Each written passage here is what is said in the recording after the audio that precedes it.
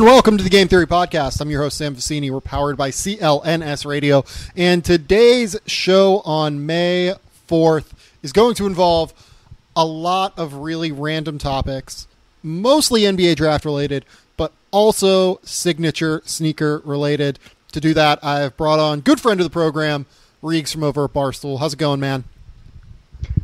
It's awesome now. We're watching a fight break out between the Wizards and the Celtics, which, I mean, we got Kelly Olynyk throwing down. Like, I'm all in on, and Rob Perez has made it famous, I'm all in on petty wars. I'm even more all in on just fisticuffs. I would have never guessed that Kelly Oubre, was about that. Yeah, I mean, when you're a Knicks fan, this is all I have to cheer for, is Celtics collapse and fights. You definitely had some good Knicks fan fights. I mean, this year, for instance, Charles Oakley tried to fight the entire goddamn security team at Madison Square Garden. So yeah, free Oakley, buy a shirt. Did you guys license those shirts? Or just do those shirts? Not even license them? Oh, that's perfect. We just sell it. I love how brazen you guys are about merchandising, and it's beautiful. And you guys make hilarious ass shirts too. It's perfect. Oh, they're so good. I'm just mad we weren't smart enough to come up with the Bill Raftery line. What, the onions thing?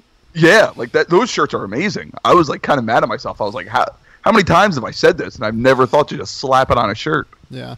I just kind of realized too that this fight that we're watching or just watched was some real Kelly on Kelly violence. When was the last time you think two dudes named Kelly fought? Well, Kelly Olynyk tried taking a charge in the fight. He flopped he tried taking a charge. I was waiting for him to get up and try to make the call. He tried to take a charge in the fight. Oh my god. All right. Let's move beyond the fighting and onto Lonzo Ball's sneakers. Gut reaction on Lonzo Ball sneakers before we get to the price point. Do you like them? Yeah, I think they remind me of the old school and one low cuts, but I like them. I like them. They're not. I think everyone expected them to be completely outlandish when you heard when the news broke early. I think it was late morning today, late morning Eastern time today about Lavar Ball is now going on, or Lonzo Ball is now going on his own and going to have his own brand of shoes. And I think everyone expected just outlandish disaster. And they were just kind of basic looking shoes. I'll be honest, I kind of dig them. I like the gold inside. Yeah, I like the gold inside. I'm skeptical on the what is it? It's a python skin outside. Yeah, is whatever that what they're calling it? Yeah, I'm skeptical on that being comfortable, and being kind of mobile in a way that you need. I don't think it's going to flex real well, maybe. Right. And I hope that they've tested that to see if it has. But also, they kind of have a cool look. I don't know. I'm in on it. I like the Kobe designs in terms of them being low tops. I don't always agree with the colorways, which is why I don't really buy Kobe's all the time. But I do dig the fact that they're low tops. I dig the shape of the shoe. I dig that it's simple in a way, but it's not crazy. And then I don't think the logo is as bad as I expected either. I think the logo's awesome. Yeah. I'm all in on the logo. It's actually pretty cool. Again, this is something where I expected disaster, but it's actually kind of good. I'm in on the logo too. Everything about these shoes, I kind of dig. And then you get to the price point. Reags, do you want to tell me what the price point is? It's not high enough. It's only $495, which is a steal. $495 for shoes for a guy that has never played an NBA game in his life. Kanye's never played an NBA game in his life. Kanye is also the biggest rapper in the industry. So yeah, but Lonzo's a big baller. Lonzo is a big baller, and that is something that Lavar Ball brought up in a follow-up tweet to the discussions on his on the shoe release. He was basically if you can't afford the sneaker, then you aren't a big baller, in all caps. It's not incorrect. I just want Lavar to tweet in all caps because having talked to him one-on-one with him standing literally 17 inches from my face, everything that he says is in all caps. Every single word that comes out of his mouth is in all caps.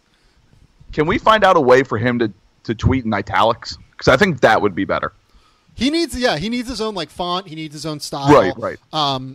He needs the Dan Gilbert letter just in tweet form.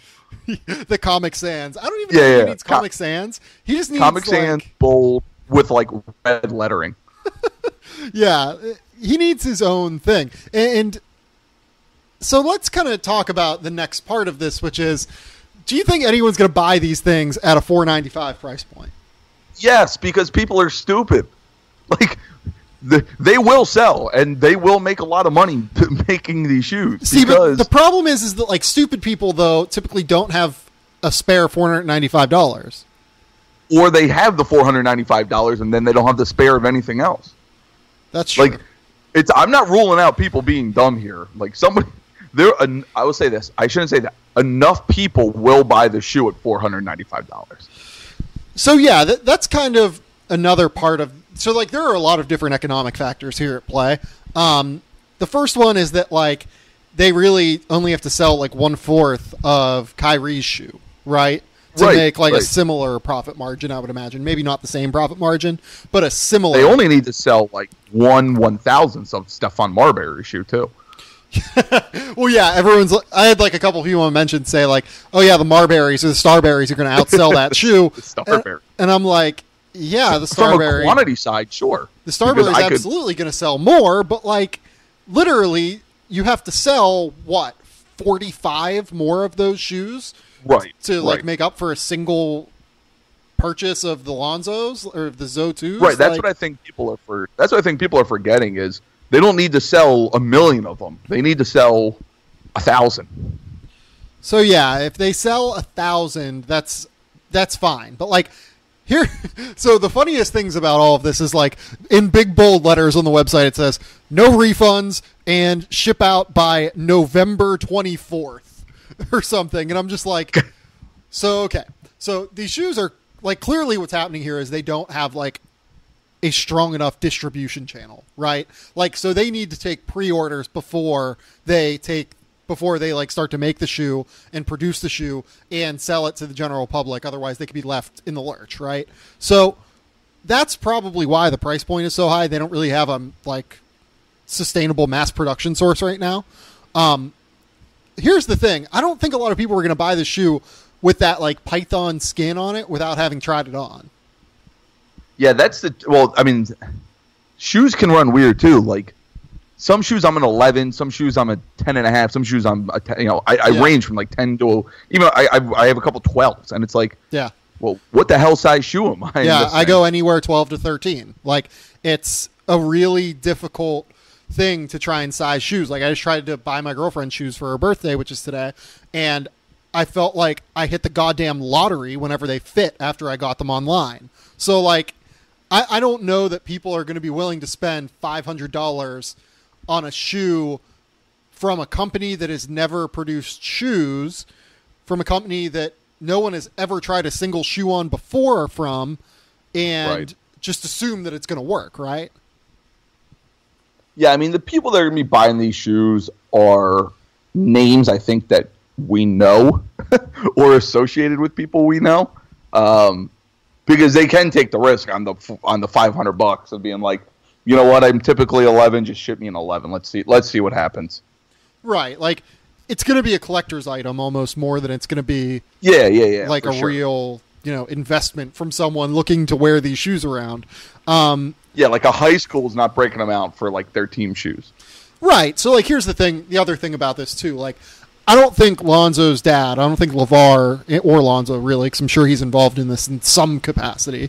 I don't think that they're trying to market this to the middle class, right? I think that they're trying to hit the Yeezy market and the They want Turtle from Entourage wearing it. If Entourage was around right now, they want Turtle wearing it. Right, but I don't know that marketplace is big enough for a player that hasn't yet played in the NBA. Like, I know that Lavar has done really interesting things to the Ball brand. Well, that's why it's a guaranteed ship date by November 24th, because once he plays, that price is going up. That could be $700 come like January 1. Man, I don't think that'll happen. You're locking yourself into it to an entry level price. I guarantee you that Lavar says that at some point on TV. I'm trying to picture him. But like, I also don't really think that like there are enough collectors out there who are super enthused about Lonzo Ball in like his NBA career, I guess. Like, unless you you're basically limiting yourself to the high-end sneaker market in Los Angeles with this release, it seems like. And trust me, I live here. I think you're right in that there are people dumb enough in Los Angeles to buy it, but I don't think there are people dumb enough on a grand scale to do it, I guess. No, like, they're not going to sell out East at all.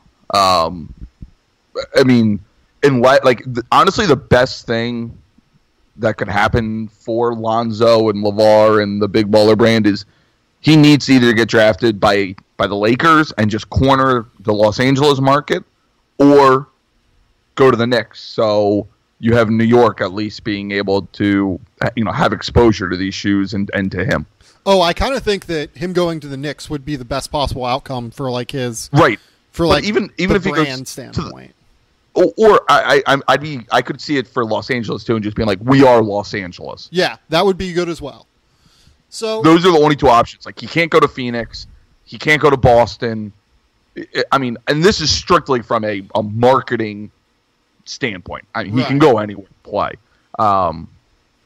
But when you look at the way the lottery kind of falls, like, I don't even think Philly would be good for him. Like, I think it needs to be L.A. and we are Los Angeles or New York. Yeah. And like, the idea here clearly is that these shoes become like a status symbol for someone, right? Like, if you're wearing Lonzos, you have enough money to afford Lonzos, and you are, as Lavar puts it, a big baller. I don't really think that's the route you want to take with your first pair of shoes. I think that, like, if you did that, you either need to have the massive, massive brand of a LeBron or a Kobe to do that, or like you need to start lower in terms of just your price point. You need to start at like $150 or even like $200. I feel like would be reasonable. And then you realize, oh, they're selling their flip-flops for $220, which is just banana land to me. You're selling flip-flops for $220. That's more outrageous than the $500 sneakers. That's what I thought. I was like, are you kidding me? These are just like little flip-flops. They're selling more for goddamn Prada and Gucci flip-flops. Right. Because the sneakers you can wear, I mean, you can wear them to hoop. You can just wear them, with your jeans or whatever. They have a little more versatility. When you're wearing sandals, I mean, there's not a lot of versatility with those things. Yeah, yeah. So the last thing I want to ask you about with this, do we think that Lavar has a bigger plan at play here? Do we think he is this, like, for instance, like Aaron Torres on Twitter, a good friend of the program here, has been on the show multiple times. I think he's a smart dude. He said, like, he thinks that Lavar is a marketing genius. I think Where there's do you a fall happy on medium. this? I fall, like, he's somewhere in between. Like, there's definitely a plan. I don't know if he's a genius, though. Like, I think he definitely sees a bigger picture, and he has an end goal in mind. He's never going to admit something like that, because I think he does play the character of Lavar a little bit better than people give him credit for. For sure. But I think he definitely has.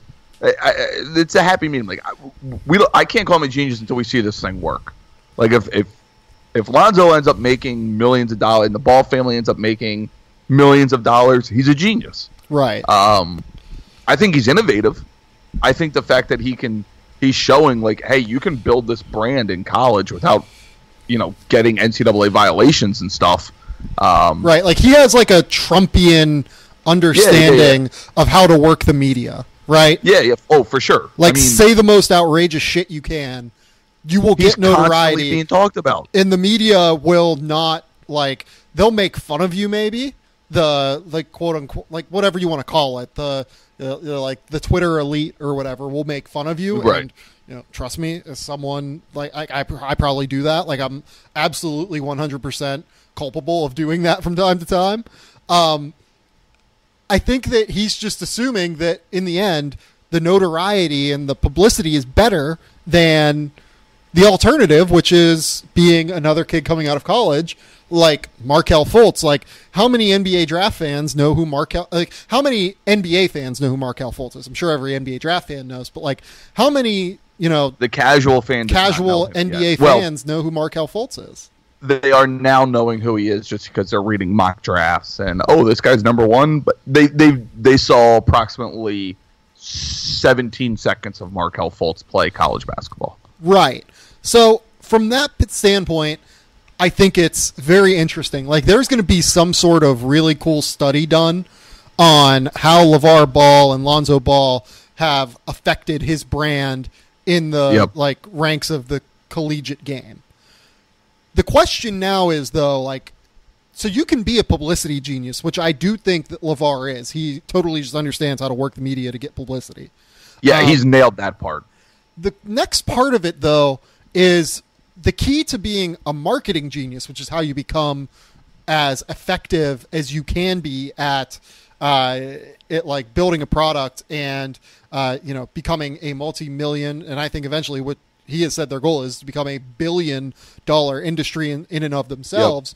Is you need to convert consumers to your brand by making them have positive feelings about your brand, right? Right now, I don't know that there are many positive feelings about the Lonzo Ball brand, in part because of Lavar's incessant publicity tour. But, like, it's not going to matter if Lonzo ends up being the superstar that Lavar thinks he's going to be. And ultimately, if he is that superstar, this stuff is going to really, really help him. But it's a really fine line. It's a really risky line, I think, because if he doesn't really end up becoming that star, then he's alienated quite a bit of the audience. Like, Lonzo now needs to be better than, like, John Wall. You know what I mean? Like, John Wall has not really sold, like, a crazy ton of sneakers, right? Like, I actually don't mind his sneaker. I think it looks pretty cool. But, like, John Wall hasn't sold a crazy amount of sneakers. Like, but that's the standard now that Lonzo is going to be held to in a way, in terms of the way that his brand is, kind of going to work from a public perspective. And that's a really high bar to clear. Yeah, I mean, it's interesting because, like I said, I think it's limited based on where he goes. And I think you just kind of see that with Wall. Like, I'd be curious to see how Wall's shoes would do if he was in a market that's a little, a better sports market than Washington. Yeah. Because, I mean, it's a terrible pro outside of the Skins, it's a terrible pro sports team market from a fan base. Yeah. It's like Denver. Denver is probably one of the 15 biggest cities in the country. Right. But no one cares about anything outside of the Broncos, and that's automatically going to hold down. Say that Nikola Jokic's name was Nicholas Jeremy. Like, he would still not have a chance to really sell sneakers there. Right. That's because that's why I think Lillard does a little bit better. It's just because Portland loves the Blazers. Right. Yep. That's absolutely true. There's massive brand loyalty there. Yeah. And I think it'll be a little unfair to judge both Lonzo and Lavar on sales. If he ends up in, like I said earlier, I mean, if you kind of look at the lottery, let's say he ends up in Orlando, let's say they end up, jumping the top 3 or whatever. He's not going to sell shoes in Orlando. Yeah. And I think it'd be a little unfair to both Lavar. Like, I wouldn't sit there and say, well, Lavar is a failure as a, marketing guy because they didn't sell as many shoes as this person. But here's the thing, though. A lot of it does just fall on location. Here's the thing, though, with that. So Lavar and Lonzo are now going to be held to, like, a totally different standard. Yeah. Because by not taking Adidas money, Nike money, Under Armour money, that's a revenue stream that other players are getting that Lonzo is now not getting, right? Like, John Wall is still getting a lot of money from Adidas, even though his sneakers like don't sell like crazy. Like he does fine in terms of sneaker sales, but like they're not superstar sneakers either. You know what I mean? Right. Like he still has his contract with Adidas. Right. But Lonzo now doesn't have that. Maybe he will in the future. But again, now the bar is superstar. Like even guys like Chris Dunn, Brandon Ingram, any player basically that went in the top 10 of last year's draft has some sort of sneaker deal where they are getting money from. Lonzo is now wholly beholden to this big baller brand venture, at least at this moment. And if he is not a star, it's really difficult to get that second contract, because the idea of why, like, sneakers are basically sneaker companies basically putting out lottery tickets to all of the top 10 picks, assuming that eventually one of them will hit big. And if one of them hit big, that guy is probably worth $1 billion to them. Yeah. And the $1 million they're paying him is nothing for the Nikes and Adidas and Under Armours of the world. Right. So it's a fascinating idea, but it is also the riskiest venture that I can remember in really like professional basketball. Yeah. The other thing I don't like though is, and I understand everyone's just going to tie them together, is I don't want to see Lonzo Ball be successful because that means Lavar Ball will be successful. Like, the dude's a good player. I want to see him be good. Well, I also love Lavar's antics. I want to see him be good just because I think he's an awesome player. Well, here's the thing. I just hate that. It's one of my pet peeves. Well, here's the thing. Like, ultimately, the people that are like saying that they hope Lavar Ball fails are people that are essentially saying, I hope that this awesome, like, family-oriented dad whose kids love him fails. Who tried to like be unique and do his own thing. Back up. Like, yeah, he wasn't an estranged dad and just showed back up as Lonzo became a, top 15 recruit coming out of high school and everything like that. He's a fine dude. Like, again, the other thing is nobody really knows who Lavar Ball is because he is a character. Yeah, no, that's 100% true. I just I'm rooting for him as a person, and I'm rooting for Lonzo, like, in their combination as a person and as like a family, because I want this family-oriented company to succeed, because I think that it could really kind of create interesting paradigms down the road for the way that I want anarchy. Yeah, like for the way that elite players kind of consider their options, and I ultimately like care most about the players in all of this stuff. I just also imagine someone like a Malik Newman who, I think Lonzo's a little different because he was at UCLA, at a blue blood program. Think about the 5 stars that decide to stay home. Like a Malik Newman, where hey, let's just make our brand by doing something like this. But you're at Mississippi State, or you're at Steven Zimmerman at UNLV, or one of the guys going to like Lonnie Walker going to Miami or something like that. Yep. I think that's where you could kind of see maybe it happen a little bit more, because the Kentucky guys, the Kansas guys, the Duke guys, their brand is, they'll be sold from their, right off the bat, just being at those schools. Yeah. Yeah, no, that's definitely right. I just hope that it all works out. I just don't know that Lavar and Lonzo are taking the best possible road to it working out. I think that they're creating unnecessary additional risk in his brand portfolio, I guess. Yeah. But who knows? We've never seen it done this way, so yeah, this could be the smartest way to do it for all that we know. Yeah, it really could. And I hope it is. All right, let's move on to talking about the NBA draft. Both you and I have done work this week touting, I guess the best way to put it is, as Bill Simmons put it, cross-racial comparisons in terms of NBA draft prospects, i.e. comparing white players to black players to white players. Euros to whites, to Americans, I should say. Yes. Americans to Euros, I count that as kind of, it's obviously not cross-racial, but, Euros can only be compared to Euros. Yes, exactly. Like, we're trying to avoid that. So, which is my favorite thing. Lazy draft comparisons. That's my favorite thing. My new favorite thing is strictly only cross racial comparisons. See, I think, and the reason I wrote about this in a bit of a different way, because I wrote about OG Anunoby earlier in the year, like the fact that he kind of has a Kawhi body, and yep. Everyone the lazy comparison is just saying he's the next Kawhi, right? And I think the Kawhi taking the next step this year kind of stopped that a little bit. But today I wrote about Luke Kennard being kind of this stereotypical white prospect, right? The fact that he's like this spot-up shooter with a quick release who, can create his offense, but is he going to be athletic enough to play in the NBA? Yeah. Smart player, high dexterity, sneaky athletic is my favorite one by far. Yep. Hashtag sneaky athletic. So the thing that people, I guess, don't really get is that his game is so much more than the spot up shooting and everything else that you're looking for, right? Like he's one of the best creators in the pick and roll this year of any player. Of the top 100 prospects in the NBA draft, according to me, according to Draft Express, according to whoever you want to ask, he was the top point per possession scorer in the pick and roll in college basketball last season among those prospects.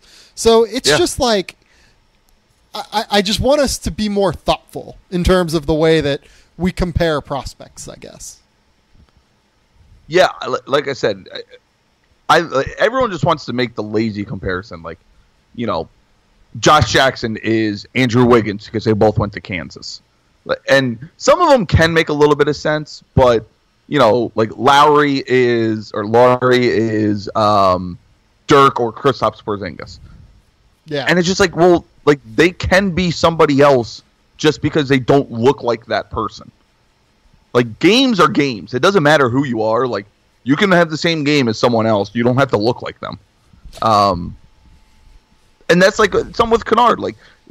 I'm very, very high on Kennard. Did you read my thing today? No, I didn't know you put it out today. Yeah. I was telling you offline. Today was a crazy day. Right. No, it was for me too. Who do you think I compared Luke Kennard to? I think I meant to ask you this yesterday too when you were texting me that you were doing this. I don't know. Man, that's a tough one. James Harden? No, I did not go Harden. I went a level below Harden for sure. Okay. A level below Harden this year. Man. I'm just trying to think of guys who can score off the dribble but also create for teammates. I don't know. So I went Rodney Hood. Yeah, okay. The reason that I did that is Luke's a little bit better of a passer. Rodney's a little bit bigger. Yeah. It's not a perfect comparison, but I think that's kind of the point of all of this. None of these comparisons are perfect, right? No. It's impossible to find perfect ones. Every player is a unique snowflake or whatever, even though the word snowflake is now taken on a different connotation in the Trump era. Right. What I like about Kennard is, and what I like about this comparison is that, do you remember Rodney Hood in his year at Duke was literally... he was unbelievable. He was the number one player in the pick and roll in college basketball among players with 70 possessions out of the top 525 Division I players in terms of attempts. He was number one in points per possession. He could really... I don't know if I ever would have guessed that for him. No, I actually didn't think he was all that good in it. When I remember thinking why?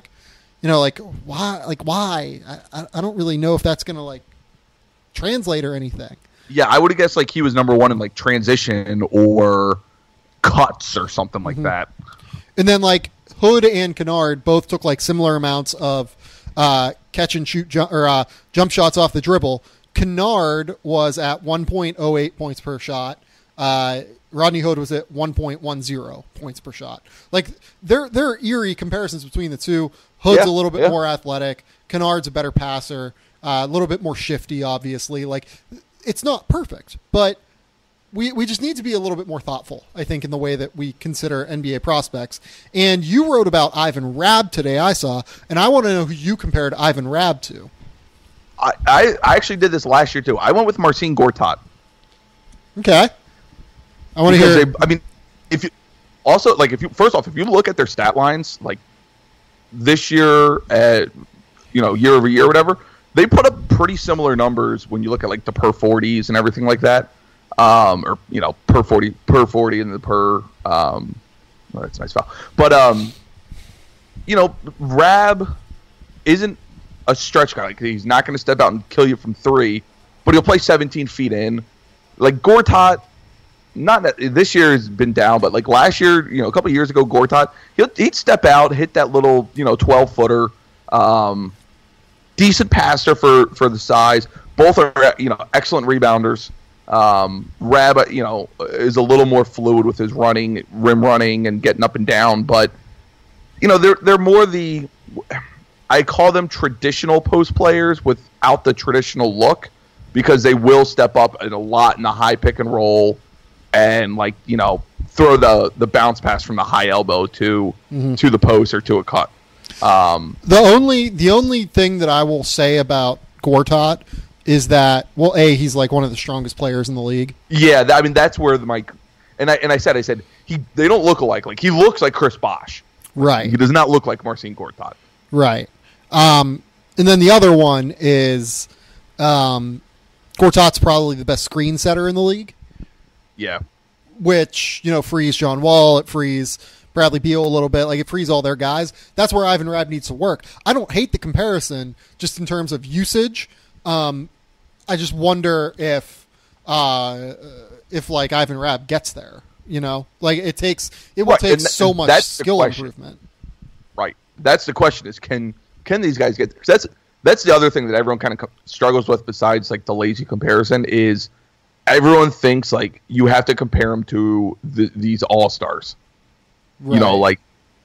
Like De'Aaron Fox has to be John Wall, or why do these top 10 guys get compared to, rotational players? And it's like, you just want them to be like, obviously you want like 2 of them to be stars, but you want a rotational player. Yeah. Like, you live with that. You don't want the bust. Yeah. I mean, who like, I kind of struggle with Rabb of who is a good comparison, because he does have that weird body style for a guy that's not a stretch player. Like, he doesn't block shots, so he's not, he's not your traditional quote small ball 5 in terms of, protecting the rim and or your stretch 4 of, weak side blocks and stretching the floor on on the offensive side, bring out the 3. Is there a good comparison for him? Yeah, that's a really tough one. I'm like trying to kind of like think There's back. not a lot of like long, skinny post players. Yeah, is it like a less shot blocking John Henson, kind of? Yeah, someone said Noah Vonleh to me, and I kind of like that one. Vonleh could shoot though, which is, well, he had like kind of a fake shot. Like, Ivan doesn't even really have the fake shot, Right. So it's like there's Rabb's one of those guys where he's unique in that sense. Like we talk about, every player has something a little bit different, because he is he doesn't go to the 3-point line, and he doesn't block shots, but he's built like a guy that should do that. Is it like maybe like young Jawan Johnson at Purdue? Yeah. He eventually like stepped back and shot it a little bit more though. So like, he's a tough one. I mean, maybe this is why I don't really like him in the NBA either. Like, right. I mean, I that's just can't think of a role. Yeah, and I think that's why you'll see him fall to like 20, in the 20 range. I think he goes 20 and below. I don't think he cracks the top 20. Yeah, I mean, he's probably going to go outside of the top 20. I think you're probably right there. And then beyond that, we'll see. Who knows? I mean, once these guys get into the NBA, it's all about fit. It's all about development from there. It's tricky, man. It's really, really tricky. The one I really liked, though, was the one I did yesterday. Wait, hold on. Dick Vitale tweet on Lonzo Ball's shoes. Lonzo Ball's shoes are $495. If he plays in the NBA like he did versus BBN De'Aaron Fox, they'll go for $4.95. That's a great line. Unreal. That's a great jab. I love that's such a dad jab, and I love it. Dickie V out here making grandpa shit talking jokes. It's like he just moved the desk. The best thing is, he fired that up and was like, nailed it. Nailed it. And I think he did. I think he did. Yes, he 100% nailed it. Who are you going to ask me about? I'm sorry. Well, I was going to say, the one that I really liked, and I tweeted, I did the post on him yesterday. I mean, you talked about TJ Leaf. Yeah, where I like this one a lot. Yeah. What made me think of it is, I'm looking at all these other comparisons, and I see every white guy in the world, including someone comparing him to Larry Bird. Like, a dead serious article comparing him to Larry Bird. Who the hell wrote that? I forget. I'll have to try to find it. But I was just like, my God. I'm really trying to be more constructive in discussing like our media colleagues. Like that's one of my goals over the course of the next 2 months, to just let stuff go on Twitter and not respond and not talk shit and be more constructive as opposed to just critical. That one makes it hard. That's the kind of stuff that makes it hard. That was a bad one. I was trying to who else I saw. I saw him compared to Nick Collison, Kyle Wiltshire. He has more of a post game than Wiltshire.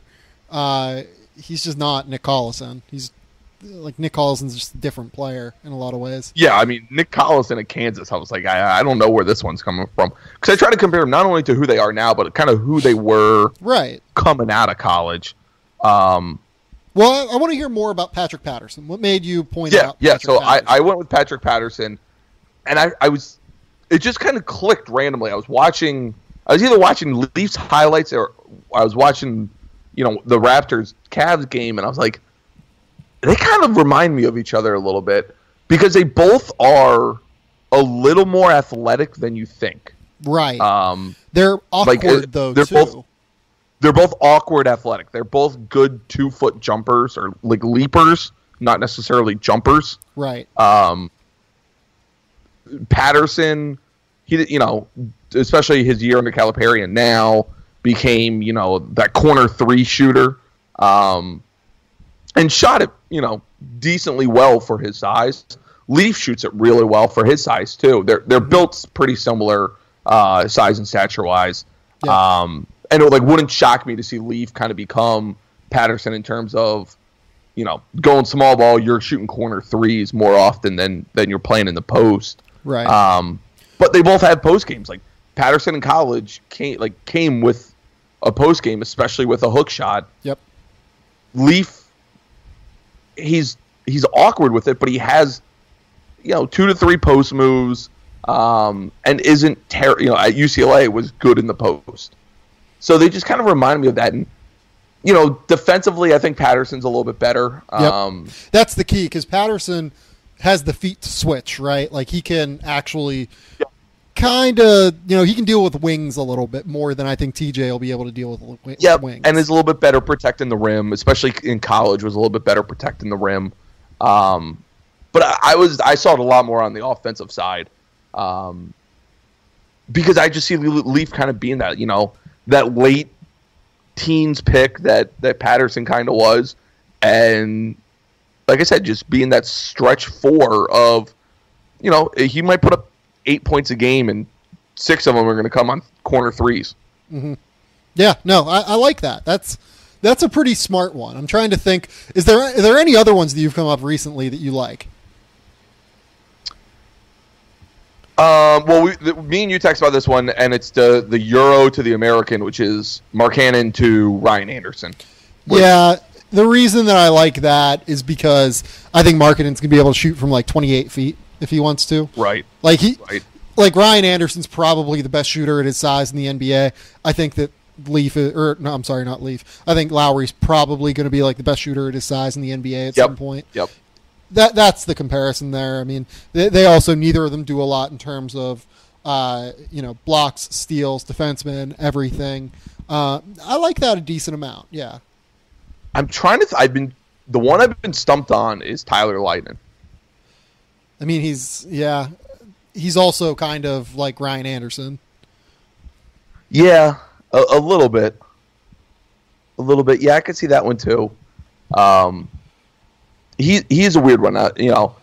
Some of the when you start going up to draft, because I'm kind of stuck now on like the 20 to 30 range in terms of prospects. Yeah. I'm trying to limit myself and make a conscious effort to find a cross-racial comparison.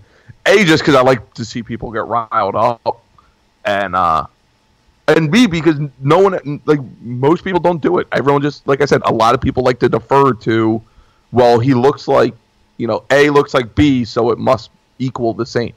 Yeah. Yeah, that's 100% right. I mean, like to me, De'Aaron Fox isn't John Wall. He's Drew Holiday before injuries. That's an interesting one because I don't remember Drew well enough at UCLA. I don't think. Like, I don't remember him being that quick though. Do you? No, I mean Fox is definitely quicker, but in terms of size, like defensive ability, tipping passes and getting steals, and the question Holiday had coming out of UCLA was, could he shoot the ball? And he actually That's Fox's question. Turned into like an awesome shooter. He turned into a decent. And would it shock you if Fox turned into not an awesome shooter, but a decent shooter? No, I mean, you wrote that whole thing on him. Yeah, no, I don't think it would at all. I think that he actually, once he just gets physically stronger, and I'm going to try and go out and see him. He's out here in Thousand Oaks and right by Los Angeles. I'm going to try and get a chance to go out here and see him soon. But as long as he just gets physically stronger, I think he's going to be fine. I mean, I'm trying to think of I'm trying to remember who I said that I think he kind of looks like a little bit. It might have been Kyle Lowry almost. Kyle Lowry's way smaller, but he does the same things at the point of attack defensively. He really struggled to shoot it coming out of Villanova. No doubt about that. And he's turned into one of the best off the dribble shooters in all of the NBA, which is crazy. But and I don't think you can expect De'Aaron Fox to do that. But whenever you have that lightning quickness, you have that ability to finish at the rim. Yes, and that just when you watch Kyle Lowry, it's very clear he's a very intelligent player. He plays hard, but he's also just very smart and cerebral with the way he plays. De'Aaron does that same thing. So I don't know. Kyle Lowry's really goddamn good. I think that's probably the highest end outcome for De'Aaron Fox, just because, again, to me, Kyle Lowry is a top 15 player, top 20 player in the NBA. But it's hard. It's really hard to come up with these comparisons, and I think the key is you just really need to sit down, separate your consider the fact that you have unconscious biases almost, right? And that's what I wrote about Kennard. Consider the fact that you kind of anchor yourselves into comparing people, to people that they physically look like. This is something that Daryl Morey talked about in Michael Lewis's new book, The Undoing Project, I believe it is. And he was whenever Stephen Curry came out, we saw this big influx of, light-skinned, point guards that could shoot off the dribble. And none of them obviously turned into Stephen Curry, and very few of them are still in the NBA. So you don't want to look for the outlier outcome that looks like the person you're talking about, I guess. Yeah. So here's my question to you. What is, we mentioned a couple people, but, let's talk, kind of the bigger name guys. What's your favorite comparison that you've said or you've heard, and what's your least favorite comparison that you've said or heard? Oh, man. In terms of the bigger end guys, so that's what people care about. Do you want to go one by one? We can go Markelle. I think Markelle is going to turn into. Sure. He's going to be let's do that. He's going to be kind of a unique guy just because of his body control, but it's in terms of the way he creates offense, it's Harden-y. I thought he was more. I thought he was a little bit of Damian Lillard. A little bit, yeah. He's going to be better around the rim, I think, just because he's bigger and longer. But Yep. And really, he reminds me a little bit more of D'Angelo Russell than anything. That's a good one. D'Angelo Russell if he hits his ceiling, is, crazy creative. He can shoot the basketball. Markel's a little bit more athletic, though, which makes him, again, like a top 5 potential. I think that Markelle Fultz is going to be a top 10 offensive player in the NBA at some point. Like, so you know what? It's funny you mentioned D'Angelo Russell. I just went into my DMs. I was talking to Mike Ariama, Gino's kid. He asked me back in like March for the kind of the similar question. Who are some comparisons? And I said for Fultz, it was like a combination of D'Angelo Russell, and he threw out like a Monte Ellis kind of hybrid. I said Russell. I could see Russell for sure. I messed up Damian Lillard. I had Damian Lillard more for like Dennis Smith, only because everyone compares him to Steve Francis. Damian Lillard for Dennis Smith. Yeah, I like that. I like that a little bit more, just because I don't think enough people realize how crazy athletic Damian Lillard is. Like, he is a wild athlete. Right. Lonzo Ball's really hard. I'm not going to compare anyone to Lonzo. I said it. I did not like this, but I just gave an answer to give an answer. I said Kyle Anderson. Yeah, he's more athletic than Kyle, though. Yeah, right. And like even the smallest amount of athleticism, game. though, in those guys makes like a world of difference marginally. Right. It's really. I was just trying to think like the old man game, taller point guard. Because they're like. I hate the Jason Kidd comparison for Lonzo Ball, just because I hate comparing people to like Hall of Famers. But yeah, he's a tough one to compare. Yeah, there's really not one in my opinion. Jason Tatum, the favorite one that I think I've heard comes from Kevin O'Connor. I kind of do like the Danny Granger one. Oh, that's a nice one. The key for him though is like. Danny turned into this elite 3-point shooter, and Jason needs to do that same thing. And I don't know if that's going to happen. But like that's one that I actually like in terms of like polish on their games, not crazy athletes, but good athletes. And I know like, again, we get into the unconscious bias game here, right? Where Danny Granger has like a similar look to Jason Tatum, Right. Like they don't look alike, but they have a similar, 6'8" build, like 7-foot wingspan.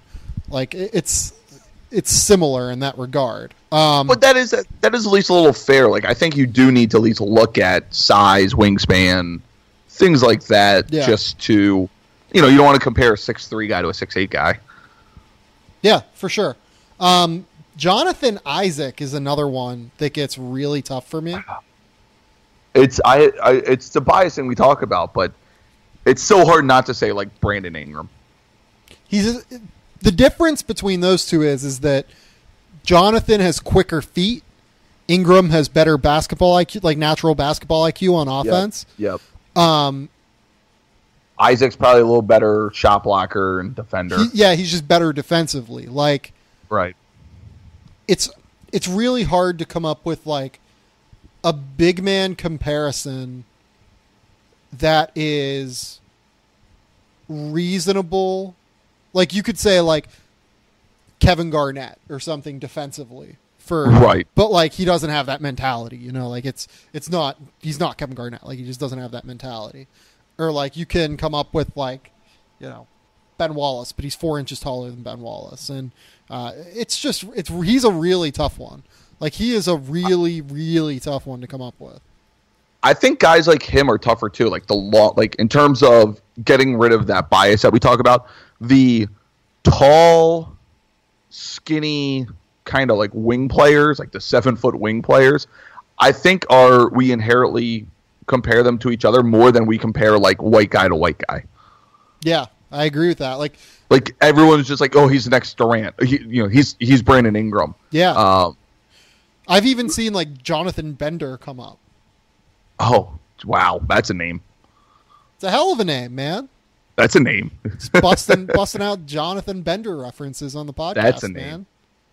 That's what I do. Wow. The one that the best cross-racial comparison that I've heard yet that like made me think a little bit was Zach Collins to Miles Turner. Yeah, you know what? That's not bad. In terms of, they have similar play styles. They're not similar because I think Zach's a little bit more of a fluid athlete. I think he's more polished too coming out. More polished in terms of post game. They're both really good shot blockers. Like it's I like that one a decent amount too. Turner, they both have range. They both can step out a little bit. I actually really like that one.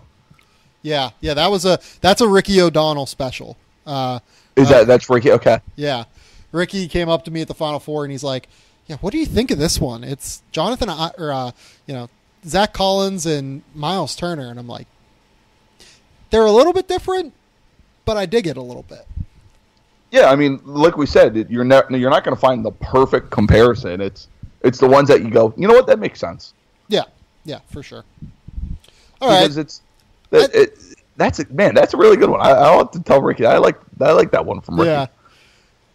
Do you have anything else you want to talk about here before we get out of here, man? It's been a long podcast, a fun podcast, a Lavar Ball loaded podcast. Yeah. I don't think so, man. Like, this podcast was therapy, man. Don't grow up and try to be a fake adult. It sucks. Don't grow up and try and. What do you mean by fake adult? Like in the same month, I turned 30, get married, and am buying a house or attempting to buy a house. Dude. It stinks. Dude, you need to just slow down. No, I mean you're at that age, man. It's right. It's tricky. I'm 3 years. I'm 3 years away from you. It's like I was talking to my cousin about something. He's like, I'd like to say we were growing up, but exactly 48 hours ago, we were 46 buckets of beer deep in a bar in Nashville. That's exactly what I was going to ask you. I was like, yeah, we've yet to grow. Like, we think we're growing up. We're fake growing up. We're doing material things that say we're growing up. Oh, man. Yeah, that's the way it always works. Reags, tell the people what's going on in your life, what you're doing in terms of public work. Tell them where they can find it as well.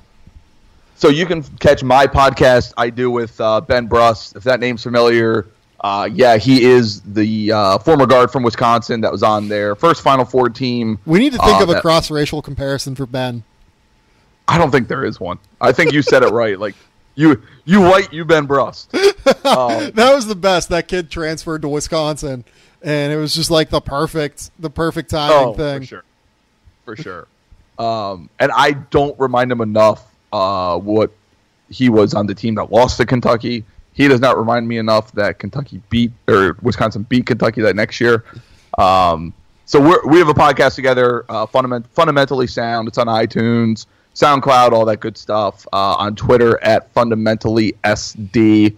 We got some stuff going on. We'll be getting some guests on. I'm also pissed at Ben because he's going out of town to Wisconsin when I'm in Chicago next week.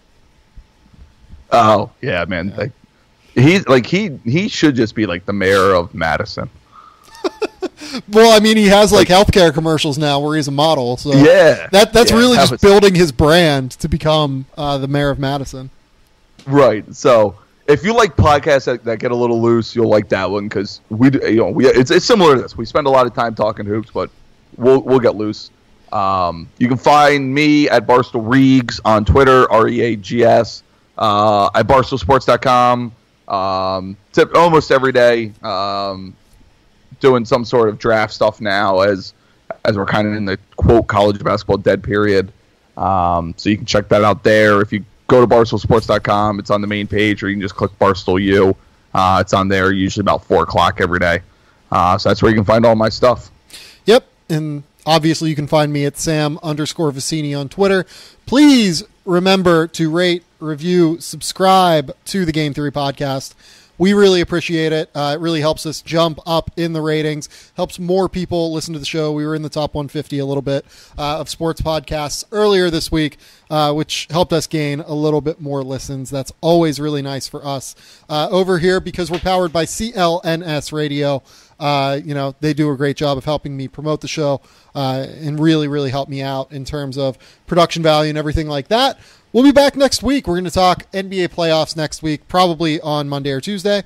We'll see what happens this weekend. We'll see what happens, early on in the week with NBA draft. Combine stuff. I'll probably do a combine preview as well because I'll be in Chicago Thursday and Friday for that event. But until next time, we'll talk soon. Bye.